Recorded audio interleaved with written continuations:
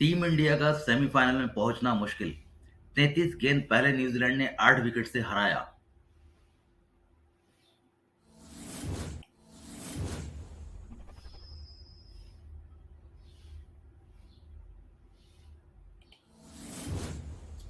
टी20 world cup के 28वें match में New Zealand ने भारतीय टीम को बुरी तरह से शिकस्त देते हुए 8 विकेट से हरा दिया है। टॉस हारकर पहले खेलते हुए टीम इंडिया के बल्लेबाजों ने निराश किया और 20 ओवर में 110 रनों का स्कोर ही बना सकी।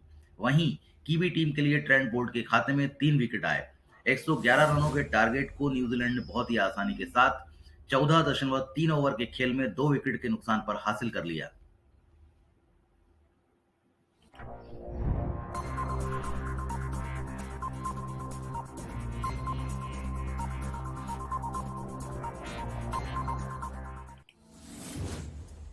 रोहित, राहुल और कोहली की ट्रोलिंग।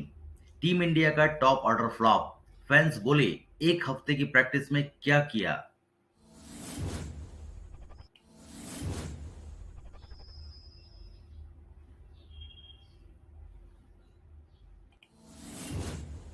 पाकिस्तान के बाद न्यूजीलैंड के सामने भी टीम इंडिया का टॉप ऑर्डर फ्लॉप हो गया। सुपर 12 के मैच में न्यूजीलैंड ने भारत के खिलाफ टॉस जीता और पहले गेंदबाजी का फैसला लिया। टीम इंडिया के 4 विकेट सिर्फ 48 रन पर गिर गए। इसके बाद भारतीय टीम के सभी स्टार बल्लेबाजों को सोशल मीडिया पर ट्रोल किया जाने लगा।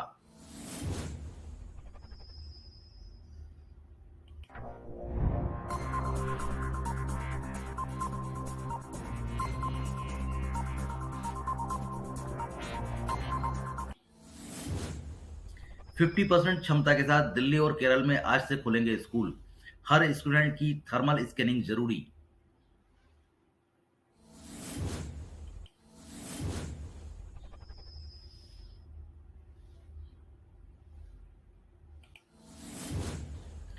देश भर में कोरोना संक्रमण के मामले कम होने के साथ अब पाबंदियों में ढील दी जाने लगी है।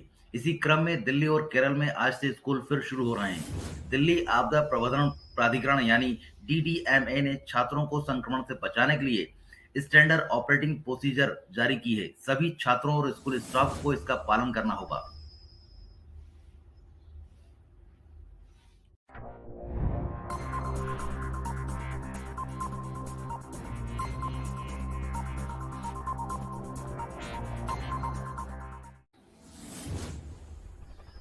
विरोध के बाद विवादित विज्ञापन वापस। फैशन ब्रांड सब्यसाची ने मंगलसूत्र का ऐड हटाया। एमपी के गृह मंत्री ने दी थी एफआईआर की चेतावनी।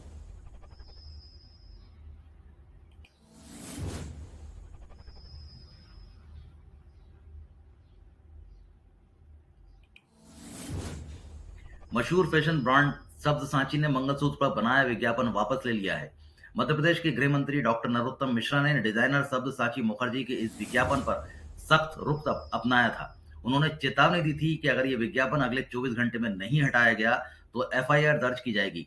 मंत्री ने सब्यसाची को चुनौती देकर कहा कि अगर आप में हिम्मत है तो किसी दूसरे धर्म पर इस तरह का विज्ञापन बनाकर दिखाएं।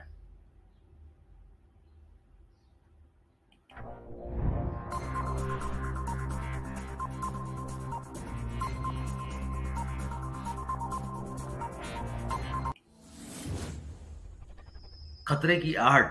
क्लाइमेट चेंज पर बोरिस जॉनसन की वार्निंग। अगर ग्लासगो फेल हुआ तो तमाम कोशिशें भी बेकार हो जाएंगी।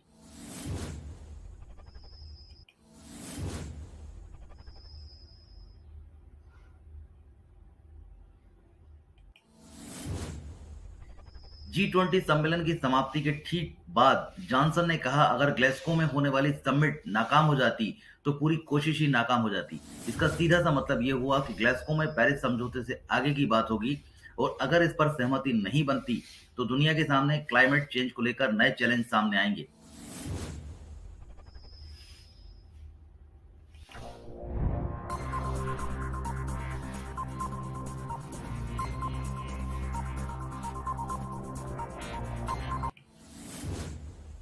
एससी/एसटी आयोग ने शुरू की जांच। एनसीबी डायरेक्टर वानखेड़े की पत्नी बोली, घर की रेकी कर रहे लोग, हमारे परिवार की जान को खतरा।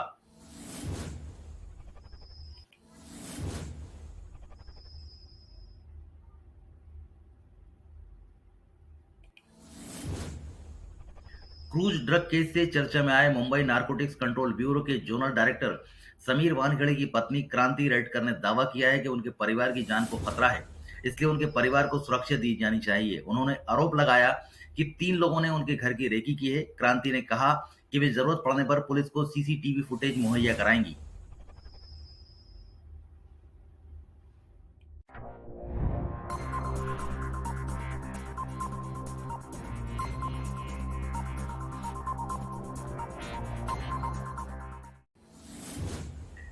घर लौटे थलाइवा। सुबह फैंस ने तोड़े 108 नारियल। रात में हॉस्पिटल से डिस्चार्ज होकर लौटे रजनीकांत। घर पहुंचकर लिखा रिटर्न्स होम।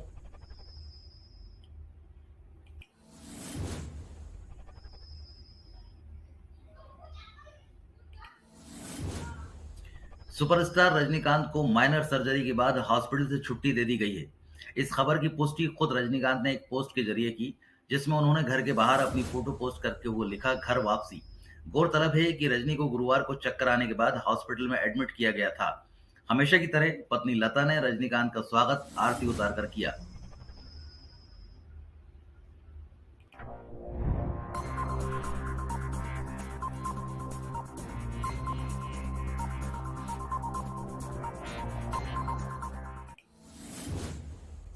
पाकिस्तान के नेशनल बैंक पर साइबर अटैक।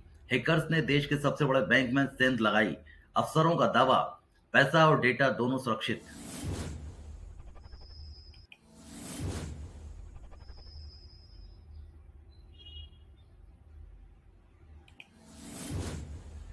पाकिस्तान के नेशनल बैंक के सर्वर पर साइबर अटैक हुआ है। बैंक ने शनिवार को ये जानकारी देते हुए कहा कि हमले के बाद बैंक की कुछ सेवाएं रोक दी गई हैं। हालांकि बैंक के डेटा और धन दोनों सुरक्षित हैं। एनबीपी के मुताबिक बैंक की साइबर सिक्योरिटी से जुड़े इस केस की जांच की जा रही है। बैंक ने यह भी बताया कि किसी और बैंक ने साइबर अटैक की घटना रिपोर्ट नहीं की है।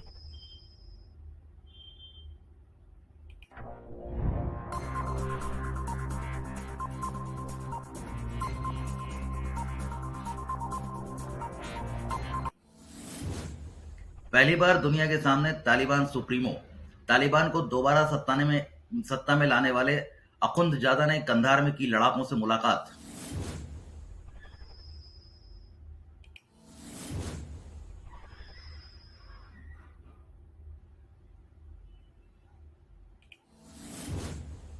5 साल से पर्दे के पीछे रहकर अपने आतंकी संगठन को ताकतवर बना रहा तालिबान सुप्रीमो लीडर मुल्ला हैबतुल्ला अखुंदजादा पहली बार दुनिया के सामने आया। अखुंदजादा ने तालिबान के संस्थापक मुल्ला उमर की यूएस के ड्रोन हमले में मौत के बाद 2016 में संगठन के सर्वोच्च मुखिया का पद संभाला था।